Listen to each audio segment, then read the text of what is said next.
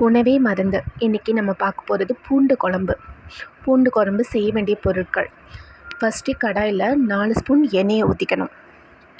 ஊற்றிட்டு அதில் 1 ஸ்பூன் கடுகு எடுத்து நல்லா பொரிஞ்ச உடனே 1 கப் உரித்த பூண்டு எடுத்து நல்லா பொன்னிறமாக வறுக்கணும்.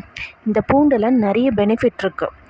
உடல் எடை குறையிறதுக்கு, அதுக்கப்புறம் உடம்புல இருக்க நச்சுத்தன்மை வெளியேறதுக்கு கூட அதிகமாக யூஸ் பண்ணுவாங்க இந்த பூண்டை. அது மட்டும் இல்லை, அடிக்கடி சமையலில் சேர்த்துக்கிறதுனால நம்மளோட உடம்பு ஃபிட்டாகவே இருக்கும். பெண்களுக்கு உண்டான எல்லா பிரச்சனையும் இந்த பூண்டால் சரி பண்ணிக்கலாம். அது மட்டும் இல்லை, இந்த பூண்டை அடிக்கடி உணவில் சேர்த்துக்கிட்டால் நம்ம ஆரோக்கியமும் மேம்படும். அதனால் வாரத்துக்கு ஒரு வாட்டி நம்ம இது செய்யலாம். அது மட்டும் இல்லாமல் 2 வெங்காயத்தை எடுத்து நல்லா பொன்னிறமாக வதக்கணும். அதுக்கப்புறம் அதில் 1/2 ஸ்பூன் வெந்தயமும் சேர்த்து நல்லா வதக்கி எடுத்து பொன்னிறமாக வறுக்கணும். நல்லா வெங்காயத்தை எவ்வளோ வதக்குறோமோ அம்பட்டு டேஸ்ட்டாக இருக்கும். அப்புறம் நம்ம கருவேப்பிலையும் சிறிதளவு கருவேப்பிலை எடுத்து அதில் வதக்கிட்டு, அப்புறம் இந்த பொன்னிறமாக வரும்போது நம்ம ஒரு தக்காளி எடுத்து நம்ம அதில் சேர்க்கணும்.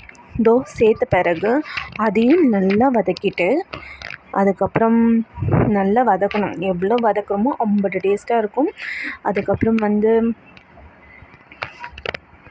நல்லா எவ்வளோ வதக்குறீங்களோ வதக்குங்க. சமையலில் மட்டும் வதக்கிறது மட்டும்தான் இம்பார்ட்டன்ட். நல்லா வதக்கியாச்சா, அதில் 1 ஸ்பூன் மிளகாத்தூள், வீட்டு மிளகாத்தூள், உங்களுக்கு எவ்வளோ காரத்துக்கு ஏற்ப அதை நல்லா இது பண்ணிவிட்டு, தேவையான அளவு புளி கரைசல் நாங்கள் கரைச்சி வச்சுருக்கோம். அந்த புளி கரைசல் எடுத்து சேர்த்துக்கிட்டு, அப்புறம் 1 சொம்பு தண்ணி எடுத்து ஊற்றி நல்லா மலமலன்னு கொதித்த பிறகு 2 ஸ்பூன் தேங்காய் செல் அதை எடுத்து அதில் போட்டு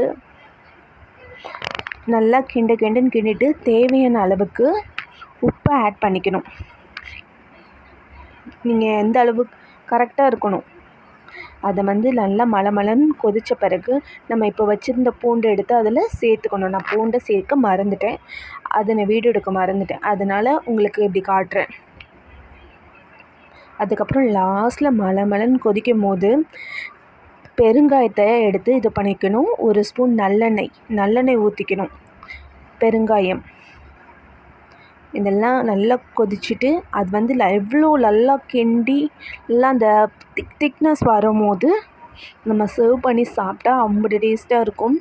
இதை வாரத்துக்கு ஒரு வாட்டி யூஸ் பண்ணி சாப்பிடலாம். அடிக்கடி நம்ம பூண்டு சேர்க்கறனால நிறைய பெனிஃபிட் இருக்குது.